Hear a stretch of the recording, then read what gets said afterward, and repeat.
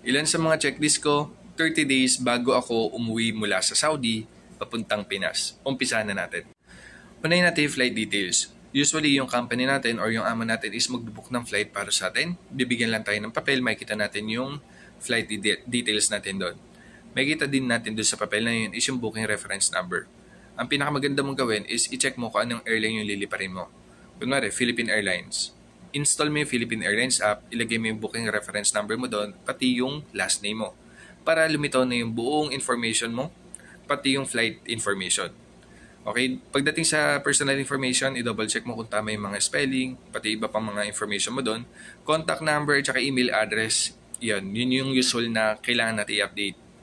Tapos, makikita rin natin doon yung hand carry at saka kung gaano kalaki yung check-in luggages natin doon or check-in luggage allowance. Ang pinakamaganda doon sa loob ng mga booking details natin sa loob ng app is pati yung pagpili ng upuan.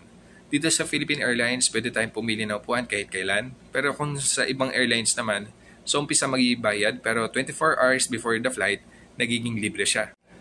Next naman is yung eGovPH app. Dito natin makikita kasi yung paggawa ng e-travel natin.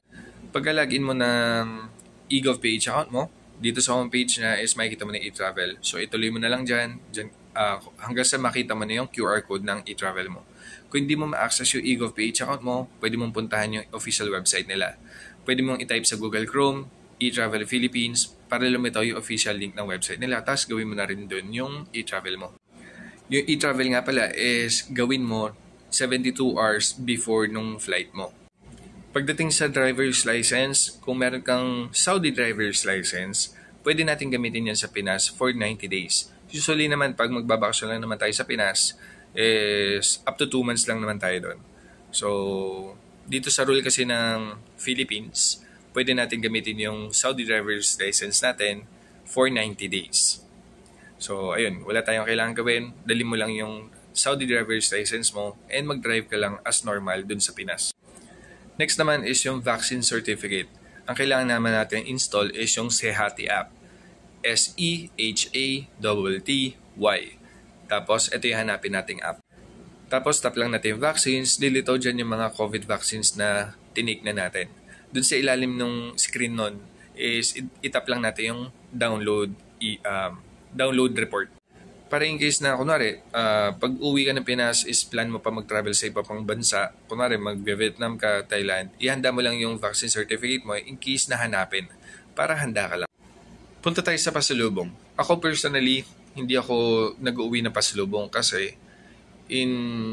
logically, mas mahal kasi sa Saudi kaysa sa Pinas. So lahat ng mga binibili ko is dun ko na ginagawa. I-treat ko sila sa SNR, Landers, so ganyan. Tapos bulk buying ang gagawin ko. Yung tipong for 6 months na yung mga bibilin ko para sa kanila. Para pagbalik ko ng Saudi, so meron pang 4 months bago tumagal yung mga pinamili namin doon.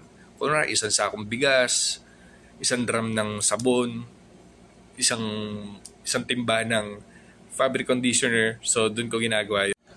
Kung mag-uwi ka ng pasalubong, siguro ang pinaka-recommend ko dito sa listahan na pinakita niya is yung dates, Arabic coffee, at saka perfumes. Yung perfumes, magandang bumili dito kasi mura and authentic. Saudi perfume talaga.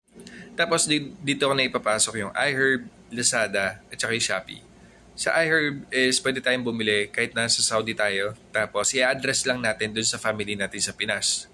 Tapos usually naman walang tax. Pero in case na magkaroon man, medyo maliit lang naman.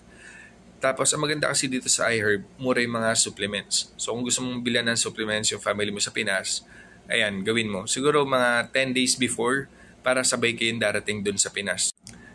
Tapos yung Lazada, Shopee naman, 2 days before ka umuwi ng Pinas, ayan, para sabay-sabay, bumili ka na ng bulk para yung mga pasalubong mo is diyan mo na lang bilhin sa Lazada or Shopee. Kasi mas mura lang din naman doon. Kaysa bibilin mo yung same product dito or available din naman sa Pinas, mapapamahal ka lang. Ang pinakauli ko siguro is yung PRC license renewal.